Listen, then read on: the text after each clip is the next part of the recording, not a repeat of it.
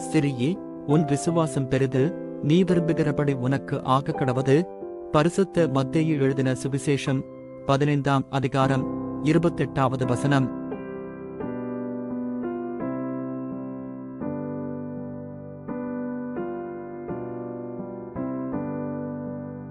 சிறியே, உன் விசுவாசம் பெரிது, நீ விரும்புகிறபடி உனக்கு ஆகக் கடவது.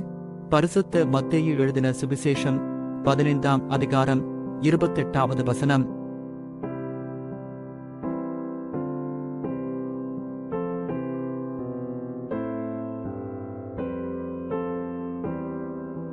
சிறியே, உன் விசுவாசம் பெரிது, நீ விரும்புகிறபடி உனக்கு ஆகக் கடவது.